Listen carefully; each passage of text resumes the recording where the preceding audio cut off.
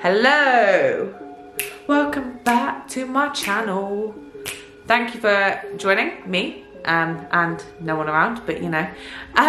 If you're not already subscribed, make sure you hit that subscribe button and give me a like, because I'm trying to grow this little baby and it'd be great if you stuck around. So today we're going to talk about everything digestion. Now this video is going to get a bit TMI, okay? We're going to throw it back to when I was about 10, and we're going to talk everything about digestion, because I have had extreme bloating, I have been put in hospital, I have been through it all, and I wanted to sit on here and talk about my digestion journey. This might not be the video for you, but if you have digestion issues, don't worry sis, bro, I got you, I've been there, we've all been there, it's okay, no one talks about it, I'm here to talk about it. So, let's throw it back. When I was like 10 years old, I would go to the toilet for like 2 or 3 weeks.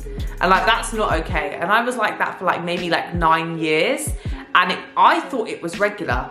And I soon learned that my stomach, when I used to eat pizza or chicken keeves, as anyone knows me, I used to eat a lot of chicken keeves at uni, and my stomach would severely bloat and be in so much discomfort. When I moved out at 18, I literally was in so much agony. I was in hospital every 2 weeks for about 6 months, and no one could figure out what was wrong with me. And I literally was like, hello, something's going on here, my stomach's hurting, I'm in so much pain, what is going on? Hello, can someone help me?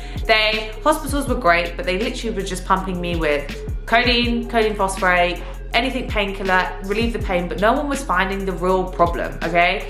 So I moved to India and I actually contracted E.coli. Now, if you don't know what E.coli is, it's like a really, really, really deadly disease, and it is like food poisoning, but to an extreme, okay? You go to the toilet and yak, and all of them situations, literally, I think I counted over 40 times a day, and it was not a nice time. And when I was out there, I already had started cutting out gluten and dairy, but I wasn't very strict with it. When I was out there, it was like, you're allergic, what are you doing? And I was like, oh my gosh, this is what has been going on.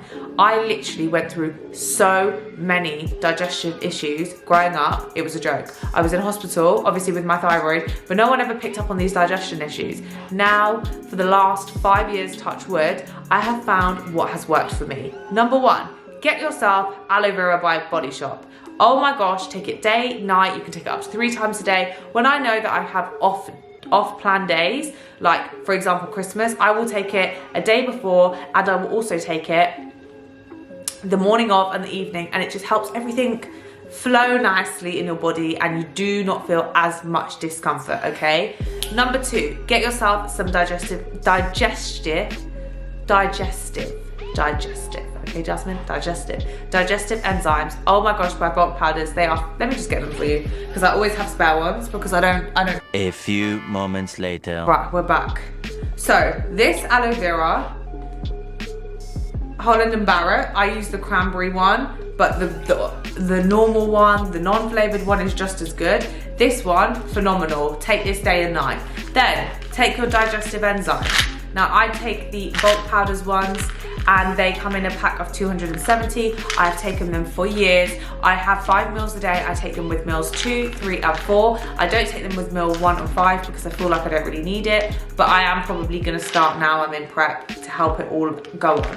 Those 2, phenomenal. The last one is probiotic. Now there are so many probiotics on the market. Now currently I'm on the vegan biotic by bulk powder. No, I'm not. I'm on the complete bioculture by bulk powders. I was doing some research, and I used to be on vegan biotic, but it was very expensive, and also they weren't coming in the packs of 270, and I don't want to be faffing around and getting panicked that I'm going to run out, okay? Like the digestive enzymes, thank God they come in a big pack, because I don't need to stress, and I always have a spare one. When I run out, I then restock. But whenever I make an order, even if I don't need them, I will still chuck them in my basket. They are phenomenal, okay? But then I found out, I tried the complete bioculture, was doing some research the other day when I was making my supplement video, and I realised that it contains gluten. Now I feel like this has been disrupting me, because although it must be in a very small amount, I haven't been as good.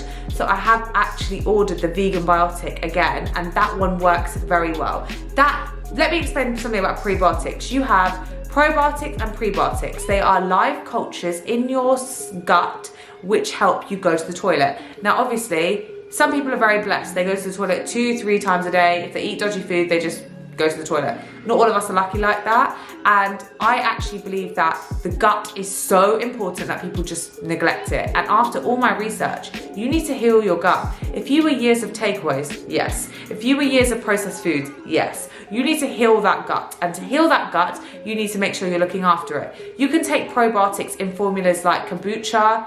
Don't do what I did and start taking 6 a day when I was traveling in Singapore and ended up with so much pain. But you want to take probiotics, which can be found in kefir, or they have like a biomol, and that one is with coconut. I'm allergic to coconut as well. Story of my life, allergic to everything. But take your probiotics, your prebiotics, which are actually found in red onions as well. They help promote a healthy gut bacteria, which you might have heard of. Basically means you have enough bacteria and enough enzymes to help you control everything that's going on. Also, what also helps is making sure that you do not have water 20 minutes before or 20 minutes after. I try and educate so many people on this, but basically it disrupts your enzymes and disrupts the way that you're breaking down food. So it's super, super, super important that you try and reduce your water intake around those. Also making sure that you try and follow a wholesome diet. I'm not saying you have to eat whole foods all the time, but they should predominantly base 80 to 90% of your diet because they are not heavily processed. Gluten intolerances and gluten allergies have been created, intolerances especially, because of the way that bread is manufactured in the Western world. If you go back, I don't know, 400-500 years, bread was only supposed to last a day. Why is it now that they last a week? That is my argument. So don't stress, you have the power to change your digestive situation. So if I was to tell you to buy 3 products, I like to keep it minimal. I'm not here to go spend £500-600. What I have personally tried, get yourself a good digestive enzyme, start taking it, do your research on it. There's plenty on the market. Just make sure you've done your research and go with it. If you are really struggling, aloe vera, Holland and Barrett, best thing ever. And also make sure you get yourself a good probiotic, which is a complete that you take in the morning and in the evening. Just make sure you regulate everything and it's okay. I was there for years with digestive issues, for over 10 years. And I've now found that sticking to a very simple digestive regime alongside making sure that I have enough water in my day is extremely important in balancing your whole gut. People think, oh yeah, well, we look after our skin, we look after the external parts of us.